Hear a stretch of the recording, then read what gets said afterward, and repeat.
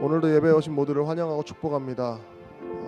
우리의 마음을 열어 주님 앞에 나아갈 때에 주님께서 말씀하시는 음성을 들었으면 좋겠습니다. 이 시간 우리가 잠시 기도하며 나아가길 원하는데요. 주님, 분주한 모든 마음들을 내려놓게 하시고 또 우리 안에 참된 감사를 회복하는 우리 11월 될 수 있게 해달라고, 그리하여서 정말로 내게 얻어진 것들로 감사하는 기간이 아니라 하나님께서 내게 말씀하시고 내가 하나님을 만남으로 인하여 감사할 수 있는 소중한 감사절 될 수 있게 해달라고, 우리 이 시간 잠시 기도하며 나아가겠습니다. 기도하겠습니다. 하나님 아버지 감사합니다. 주님, 우리가 감사를 준비하며 나아갑니다. 아버지, 매 순간마다 우리의 마음 가운데 주님을 향한 놀라운 사랑을 고백하며 나아갈 수 있도록 주여 인도하여 주시옵소서. 때로는 우리의 상황들을 바라볼 때 아버지 답도 없고 괴롭고 힘들 때도 너무 많습니다. 그러나 주님, 그러함에도 불구하고 주님께서 말씀하시는 음성을 듣게 하시며 하나님을 만남으로 인하여 그 행복이 얼마나 큰지 깨달을 수 있도록 주여 인도하여 주시옵소서. 아버지, 광야에서 말씀하시는 그 하나님의 음성을 듣는 백성들이 될 수 있도록 주여 인도하여 주시고, 오늘 예배 가운데도 말씀하여 주셔서 하나님의 음성을 따라 순종하며 기쁨으로 나아가는 우리 공동체 될 수 있도록 주님 함께하여 주시옵소서. 아버지, 우리의 마음 가운데 중심을 드리는 예배가 될 수 있게 하시고 흔들림 없이 나아갈 수 있도록 주님 주옵소서.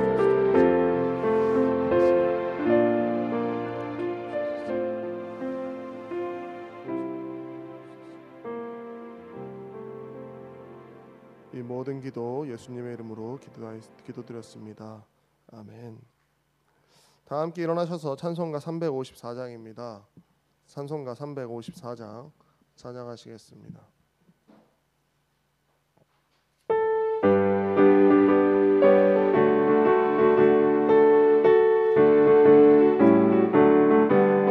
주를 앙모하는 자 올라가 독수리같이 모든 싸움 이기고 걱정 벗으니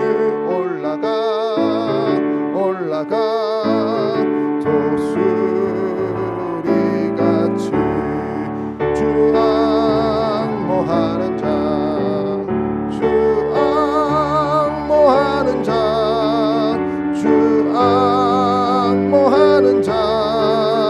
늘 강건하리라. 주를 앙모하는 자 걸어가 고단치 않네. 길을 잃은 양떼를 두루 찾아다니며 걸어가 고단치 않네. 주 앙모하는 자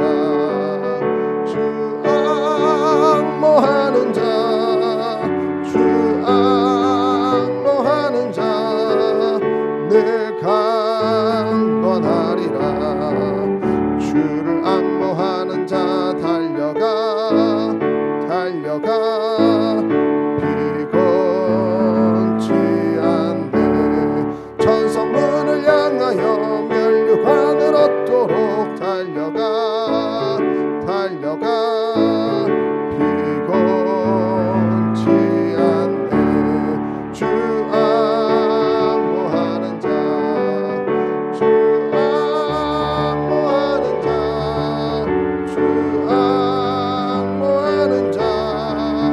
늘 강건하리라. 주를 앙모하는 자 올라가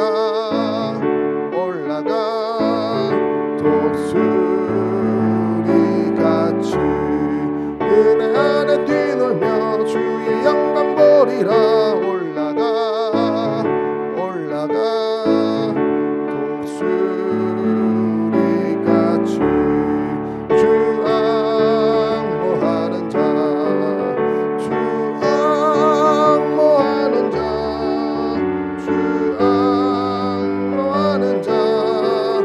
늘 강건하리라. 아멘. 이 시간 저희를 대표해서 김주혜 청년부교님께서 대표로 기도해 주도록 하겠습니다. 지금도 살아계셔서 저희 가운데 힘주시고 능력 주시는 주님, 주님의 보호하심으로 이렇게 주님의 교회에 나와 주님께 예배 올려드립니다. 저희들의 예배를 기뻐 받아 주시오며 예배를 통하여 저희들의 믿음이 성장해 주님께 배운 사랑을 실천하는 데 부족함이 없도록 주님 능력 허락하여 주옵소서. 아멘. 질병으로 인한 많은 어려움과 혼란을 겪고 있지만 저희들 더욱더 주님을 의지하며 나아가길 원합니다. 주님 이끌어 주시고 고통받은 영혼들을 불쌍히 여겨 돌봐 주옵소서. 주님의 말씀을 전하시는 담임 사관님을 영육간에 강건함 허락하시어 듣는 저희들의 능력과 힘이 되게 하시며 늘 묵상하며 살아가기를 소망합니다. 아멘. 이곳에 속한 모든 성도들을 돌보아 주사 질병으로 어려움 겪지 않게 하시고 새로운 환경에 도전하는 청년 학생들에게 힘이 되어 주시며 이들을 통하여 주님 홀로 영광 받으시기를 원합니다. 아멘. 여러 행사를 준비하는 가운데 오직 주님만 높여지기를 원하며 아멘. 악한 것들이 들어오지 못하도록 지켜주시기를 원합니다. 아멘. 오늘 예배를 준비한 손길을 주님 축복하시며 사랑이 많으신 예수님의 이름으로 기도드립니다. 아멘.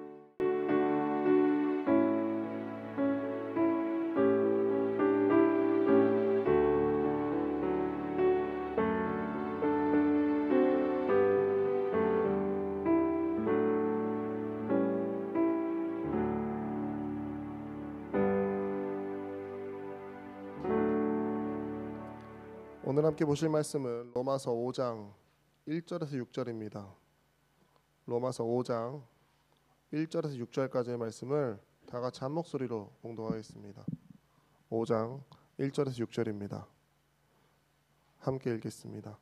그러므로 우리가 믿음으로 의롭다 하심을 받았으니 우리 주 예수 그리스도로 말미암아 하나님과 화평을 누리자. 또한 그로 말미암아 우리가 믿음으로 서 있는 이 은혜에 들어감을 얻었으며 하나님의 영광을 바라고 즐거워하느니라. 다만 이뿐 아니라 우리가 환난 중에도 즐거워하나니 이는 환난은 인내를, 인내는 연단을, 연단은 소망을 이루는 줄 알미로다. 소망이 우리를 부끄럽게 하지 아니함은 우리에게 주신 성령으로 말미암아 하나님의 사랑이 우리 마음에 부은 바 됨이니 우리가 아직 연약할 때에 기약대로 그리스도께서 경건하지 않은 자를 위하여 죽으셨도다. 아멘. 아멘. 할렐루야. 오늘 왠지 풍성해 보이네요. 왜 그런지 모르겠는데 거의 똑같거든요, 사실. 네, 한두 명 정도 이렇게 왔다 안 왔다 할 수밖에 없는데, 네, 그래도 왠지 풍성한 느낌들이 들어서 좋은 것 같습니다. 저희가 벌써 11월 둘째 주예요. 그러니까 앞으로 7번만 주일 예배를 드리면 올해가 끝나요. 근데 저희가 올해가 어떻게 지나가는지 막 진짜 좀 그럴 정도로, 물론 일이 없었던 건 아니죠. 바빴죠. 각자의 삶의 자리에서 바빴고 또 어느 때보다 힘들었던 시간을 보냈는데 이게 어떻게 한 해가 지나가는지 잘 알 수 없을 만큼 힘든 시간이었던 것 같아요. 누구나 그럴 거예요. 누구나.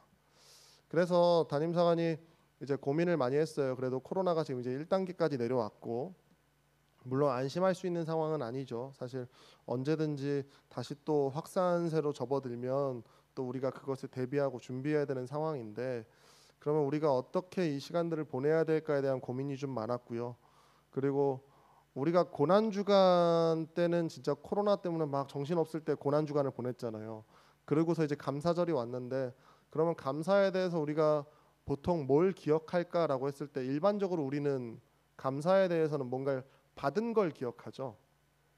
올 한 해 하나님께서 우리에게 허락하신 거, 그래도 우리가 얻게 된 것들, 이런 것들로 인하여 감사했는데, 예년과 비교했을 때 올 한 해는 어쩌면 얻은 것보다는 잃은 게 많고, 또 우리가 뭔가 수확을 거뒀다기보다는 뭔가 희생하는 게 많았던 기간이잖아요.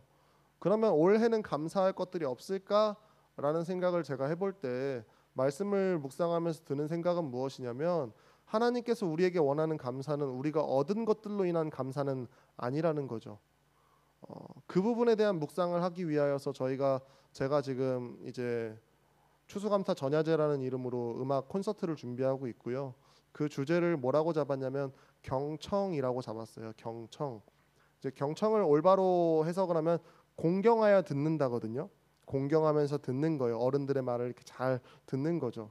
왜 우리 은성이나 뭐 소유나 어른들 말할 때 끼어들면 보통 뭐라 그래요? 어른들 말하는데 어디 끼냐고 혼내죠. 그게 무슨 뜻이에요? 보통 어른들이 말할 때 어린 친구들이나 젊은 사람들이 말을 끼어들기가 어려운 게 우리나라 문화지요. 그래서 경청이라는 뜻은 뭐냐면 말 그대로 집중하여 듣는 거예요. 그래서 콘서트의 제목을 뭐라고 잡았냐면 경청 집중하여 듣다라는 제목으로 정했습니다. 물론 코로나 때문에 우리가 찬양을 따라 부르는 것도 굉장히 조심스러워서 그렇게 정했던 이유도 있지만 사실은 광야라는 곳은 우리가 인생을 광야에 비교를 많이 하잖아요. 근데 광야 이제 히브리어로는 미드바르라고 이야기하는데 광야에서라고 얘기하면 데미드바르라고 이야기를 해요. 근데 그 뜻이 뭐냐면 듣는 거예요. 듣는 곳. 근데 그 광야가 다윗의 인생 가운데 주님 나를 푸른 초장으로 인도하시고라고 말하는 그 광야와 같은 장소예요. 그래서 광야는 우리 신앙인들에게 있어서 가장 중요한 의미 중에 하나예요. 광야, 비록 어려운 시간들이고 괴로운 시간들이고 하나님 없이는 살아갈 수 없는 그 자리에서 하나님이 누구인지를 인식하고 믿음에 대해서 무엇인지 들어보는 것, 그것이 광야입니다.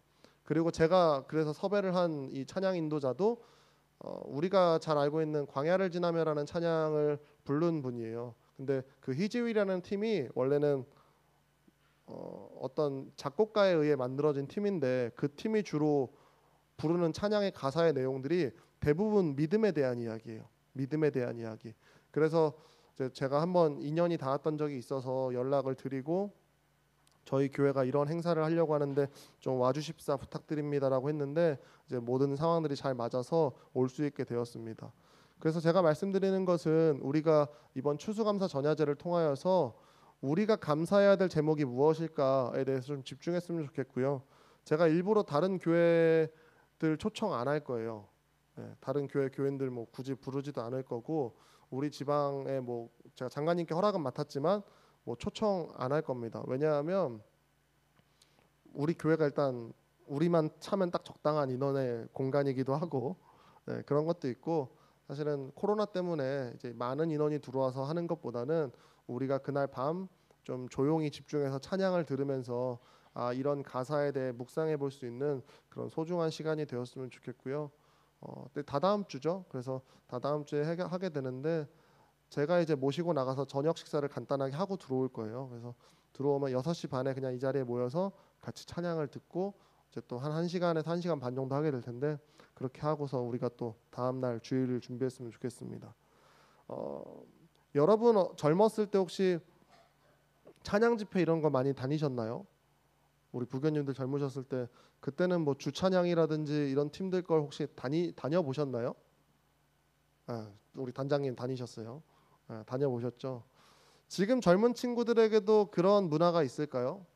막 찬양 집회를 다니고 저는 이제 예수전도단 한참 예수전도단이랑 이제 어노인팅이라는 찬양팀의 찬양을 주로 듣고 자랐던 세대고 그 당시에 이제 화요 모임, 목요 모임 이렇게 해가지고 이제 올레이션스가 이제 한참 저물고 있을 때 주찬양 선교팀이나 이런 팀들이 한참 저물고 있을 때 저는 그때 찬양을 듣기 시작했는데 지금 친구들에게는 이제 위러브라는 팀이나 혹은 제이어스라는 팀 이런 팀들이 이제 젊은 친구들이 많이 듣는 찬양입니다. 그런데 제가 이제 저는 다 듣거든요. 찬양을 보통 다 들어요. 이제 옛날 어노인팅이라든지 지금 예수전도단이 활동을 잘 안 하고 있지만 예수전도단의 찬양이라든지 이런 찬양의 가사를 듣다 보면 시대별로 집중하고 있는 가사의 내용이 좀 다릅니다. 그러니까 무슨 얘기냐면 이제 예전 이제 우리나라가 한국 교회가 한참 부흥할 때 찬양들의 가사를 보면 대부분 뭐 뜨거운 부흥의 불길 이 땅 가운데 타오르게 하소서 이런 가사들이 대부분입니다.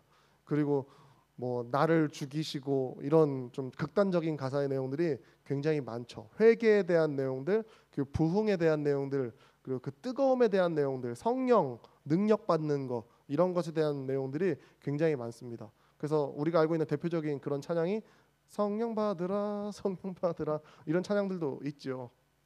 그러면 지금 세대의 찬양들의 가사를 보면 어떨까요? 지금 세대의 찬양 가사들은요 직접적으로 이야기하지는 않아요. 성령 받아야 돼, 예수 믿어야 돼, 이렇게 이야기하지 않아요. 심지어 가사 자체에 예수님이라는 이름이 거의 안 들어가는 찬양이 대부분입니다. 그러면 뭘 이야기할까요? 지금 젊은 세대들은 뭘 이야기할까요? 라고 했을 때 개인적인 신앙에 굉장히 집중합니다.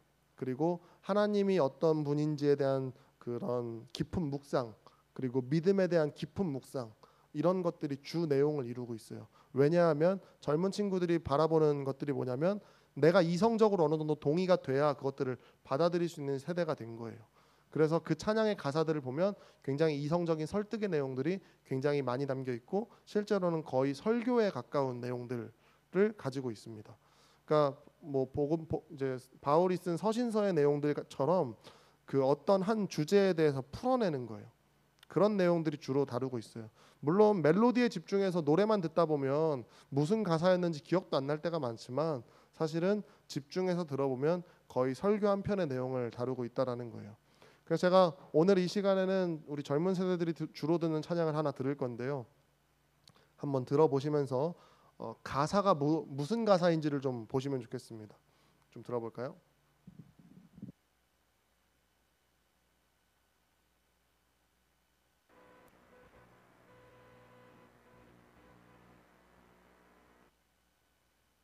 옛날에 가셨던 찬양 집회랑 좀 많이 다르죠? 예, 옛날에는 막 이렇게 일자로 쭉 이렇게 앉아가지고 막 이렇게 했었죠. 예, 저도 잘 기억합니다. 그렇게 했던 시기가 있었고. 그런데 요즘 친구들의 찬양하는 것들을 보면 굉장히 좀 가사에 집중을 하죠. 예, 그 메시지에 굉장히 집중을 합니다.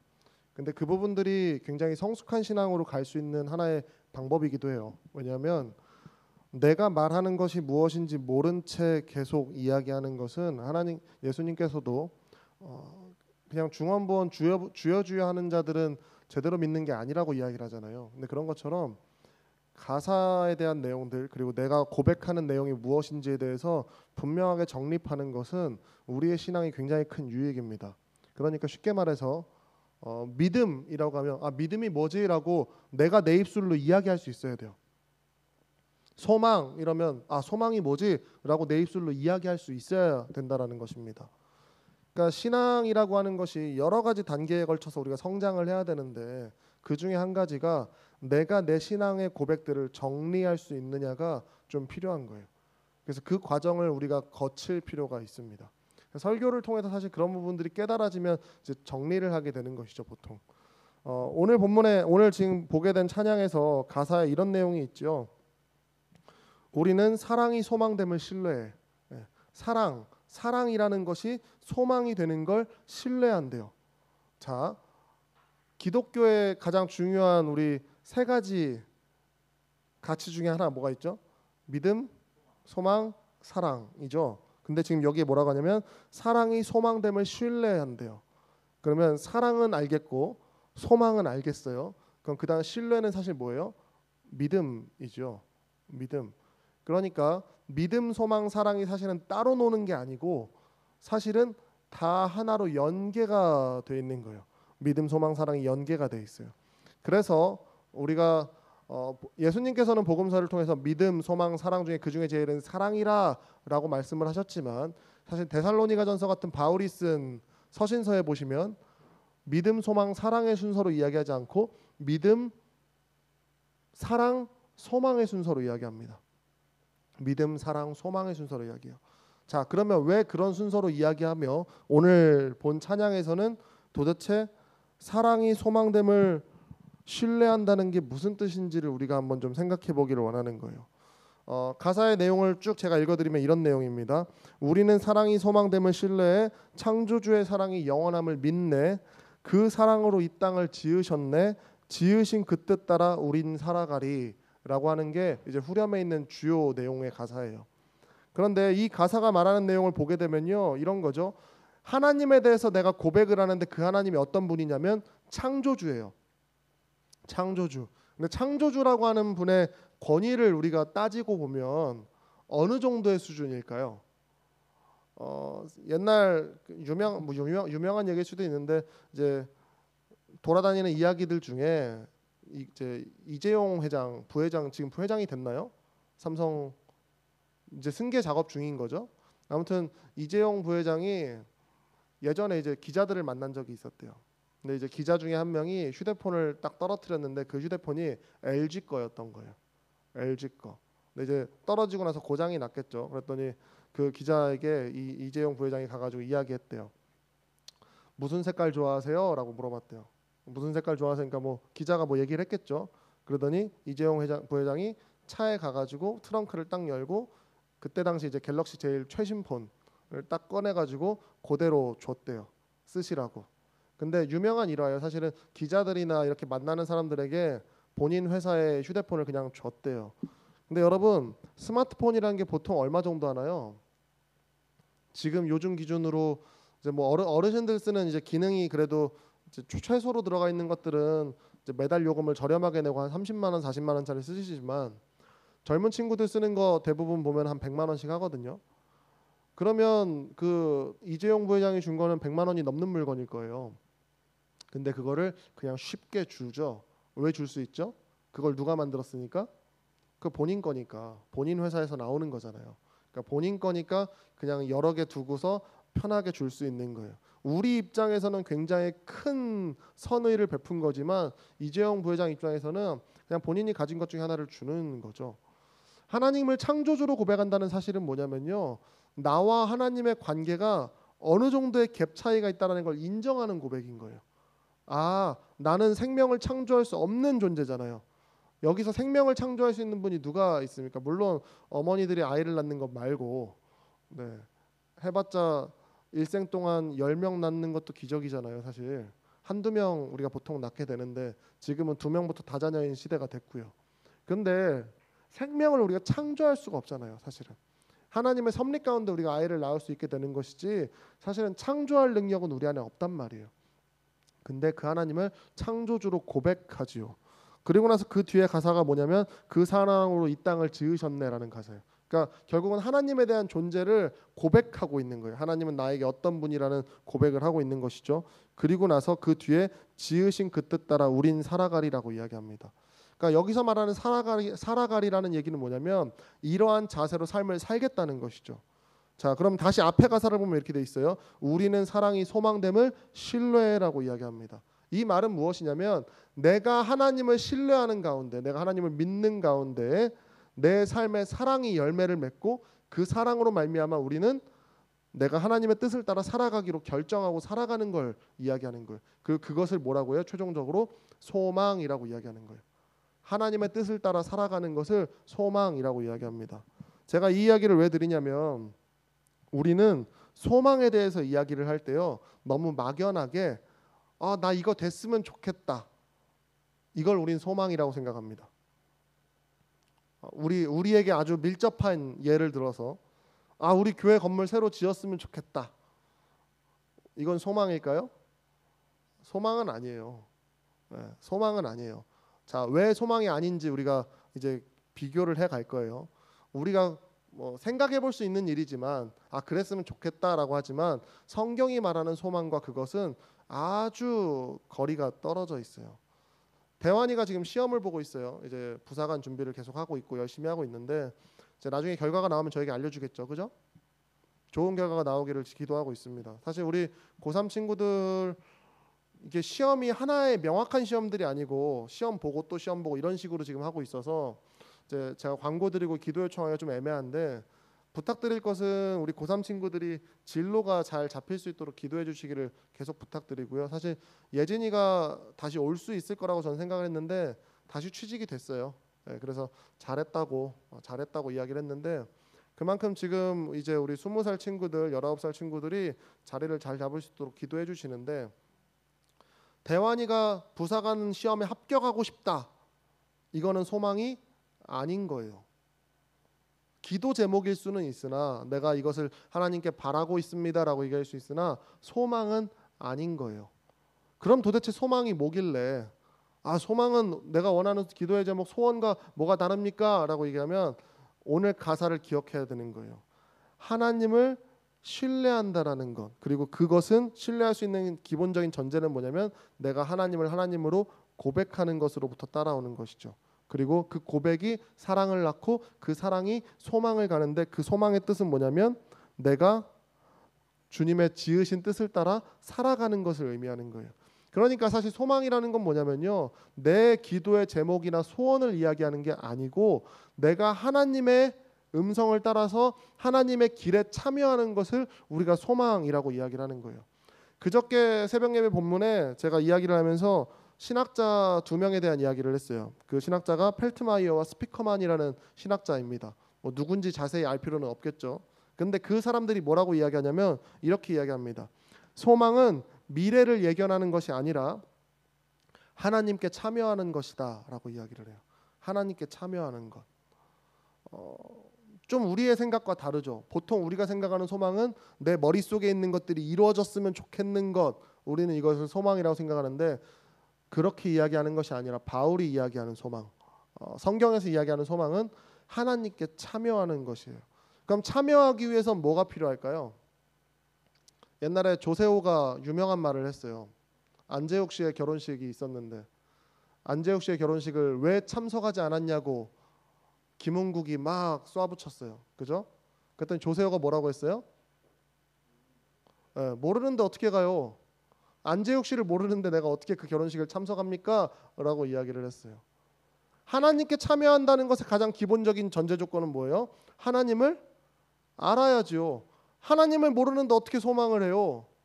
똑같은 얘기인 거예요. 하나님을 알아야 내가 그 일에 참여할 수 있는 것이죠. 그래서 가장 전제되어야 되는 것이 무엇이냐면 내가 하나님의 뜻이 무엇인지를 알아야 되는데 그 하나님의 뜻이 창조주 되신 하나님께서 우리의 구원을 위하여 예수 그리스도를 십자가에 못 박혀 죽으시기까지 우리를 사랑하셨다는 것이 하나님의 뜻인 것이죠.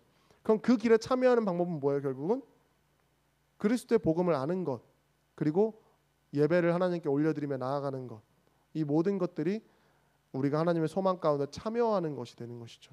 그러니까 소망의 전제 조건이 무엇이냐면요, 단순히 내가 무엇이 되고 싶다, 무엇이 하고 싶다가 아니라 소망의 전제 조건은 이 일을 통하여 하나님께서 영광 받으시는가예요. 이해가 되십니까? 내 인생이 소망이 되기 위해서는 내가 살아가는 인생이 하나님의 뜻에 합당한 삶이어야 하고 하나님이 기뻐하시는 삶이어야 내 인생 가운데 소망이라는 것이 의미 있게 다가올 수 있다라는 거예요. 그래서 제가 부탁드릴 때 성도님들께 항상 우리가 이런 교회가 되었으면 좋겠습니다라고 이야기를 할 때 저는 소망이라는 단어를 사용해요. 우리가 그런 교회가 되기를 소망합니다. 왜? 교회가 올바르게 세워지는 것이 하나님께서 원하시는 것이기 때문에 그렇습니다. 우리는 소망의 공동체가 될 수 있기를 원합니다. 정말로 소망을 꿈꿀 수 있는 공동체가 되기를 바라요. 물론 우리 청년들이 바라보는 꿈들, 어떤 뭐가 되고 싶고 어디에 합격했으면 좋겠고 뭘 하고 싶고 이런 것들도 중요하죠. 그런데 제가 계속해서 말씀드리는 것은 어떤 직업을 갖는 것보다 중요한 것은 어떤 사람이 되는 것입니다. 내가 아무리 똑같은 직업을 가지고 있고 어떤 좋은 학교를 나온다 하여서 그게 하나님 앞에서 나의 수준을 설명할 수는 없습니다. 내가 좋은 자리에 있고 어떤 높은 자리 혹은 좋은 학교에 입학을 했다고 해서 그게 그 사람이 하나님 앞에서 올바른 사람인가를 설명해 주지 못해요. 하나님 앞에 올바른 자인가를 설명하는 것은 매 순간 주어지는 삶의 자리에서 하나님을 성실하게 고백하고 있는가에 있다라는 것이죠. 오늘 찬양에서도 이야기하죠. 매일 반복되는 경쟁 속에서 지치고 힘들고 괴로운 상황이라는 것은 모두가 동일합니다. 그런데 그 가운데에서 우리가 어떤 마음으로 소망을 갖는 거예요? 하나님께서 나의 삶을 선으로 인도하신다라는 약속을 의지하여서 소망을 갖는 거예요. 내가 그냥 단순히 막연하게 나 소망해야지 이렇게 해서 소망할 수 있는 게 아니라 하나님의 분명한 약속 가운데에서 그 약속을 의지함으로 소망할 수 있게 된다라는 것이죠. 저와 여러분의 인생 가운데 그 누구도 하나님이 만족하실 만한 삶을 살아갈 수 있는 자들은 아무도 없습니다. 도덕적 수준으로 하나님 앞에 그 누구도 하나님 앞에 어떤 성과를 달성할 사람은 아무도 없어요. 그런데 주님께서 우리에게 말씀하시는 것은 뭐예요? 스스로의 연약함을 인정하고 하나님의 하나님 되심을 인정하며 나아오라는 거예요. 창조주의 창조주 되심을 인정하고 내게로 나아오라는 거예요. 그때 하나님께서 우리에게 사랑을 열어주시고 그 사랑을 깨달은 자에게 소망을 허락하신다라는 것이죠. 믿음은 사랑으로 열매를 맺고 사랑은 소망으로 열매를 맺습니다. 우리는 이 관계 가운데에서 우리의 신앙을 잘 점검해 보셔야 돼요. 믿음, 하나님의 약속을 신뢰하는 것, 하나님의 약속을 신뢰하는 것, 신뢰라는 것의 의미를 잘 생각해 보세요. 하나님의 약속을 신뢰하는 것이 믿음입니다. 그럼 사랑은 그 신뢰 가운데 하나님의 뜻을 따라서 열매를 맺어가는 것, 사랑이죠. 그리고 하나님의 놀라운 사랑을 동일하게 흉내내 보는 것, 그게 사랑이죠. 그럼 소망은 그 약속의 신뢰함으로 우리가 하나님께 참여하여서 하나님의 일들을 감당하는 것을 우리가 소망이라고 이야기합니다. 그래서 교회, 에클레시아라고 말하는 교회가 그래서 공동체로 필요한 것이고, 그래서 우리가 소망의 공동체로 부를 수 있다는 것입니다. 저와 여러분의 인생 가운데 이 소망을 꼭 붙들고 내 인생의 모든 꿈이, 내 인생의 모든 방향성이 하나님 앞에서 소망으로 살아갈 수 있는 저와 여러분이 되기를 진심으로 소망합니다. 우리 함께 기도하겠습니다. 하나님 감사합니다. 주님, 소망할 수 없는 우리가 소망할 수 있도록, 주님 하나님께 참여할 수 있도록 우리에게 약속을 주심에 너무나 감사합니다. 주님의 놀라운 십자가, 주님의 구원의 약속이 없으면 우리는 도저히 소망할 수 없는 자들입니다. 그러나 주님, 우리가 죄인 되었을 때 우리를 먼저 사랑하여 주심으로 우리가 소망할 수 있게 되었습니다. 주님, 그 소망할 수 있는 것의 가치를 우리가 깨달을 수 있게 하시고 언제나 감사로 주님 앞에 나아가는 우리 공동체가 될 수 있도록 주여 인도하여 주시옵소서. 아버지, 특별히 기도하기는 우리 청년부 모든 학생들, 청년들이 자신의 미래를 두고 기도하는 가운데 있습니다. 주님, 단순히 어떤 직업을 갖기 위하여, 어떤 돈을 많이 벌기 위하여 자신의 꿈을 꾸는 것이 아니라 세상 가운데 하나님의 소망을 이뤄내기 위하여 최선을 다해 나아가는 우리 청년들, 학생들 될 수 있도록 주여 인도하여 주시옵소서. 아버지, 우리가 서로를 위하여 기도할 수 있는 공동체가 될 수 있게 하시고 소망을 나누고 사랑의 열매 맺는 교회가 될 수 있도록 주여 인도하여 주시옵소서. 감사함이 이 모든 것 우리 원하신 예수 그리스도의 이름으로 기도드렸습니다. 아멘. 아멘. 아멘. 기도하겠습니다. 이제는 우리를 부르신 하나님의 놀라운 사랑과 성자 성령의 감화감동 교통 충만하신 은혜가 하나님을 신뢰함으로 말미암아 사랑의 열매를 맺고 소망의 열매를 맺어가는 우리 주교 영문 가운데 성도들의 삶과 일터 가운데 이제로부터 영원토록 함께하기를 축원하옵나이다. 아멘.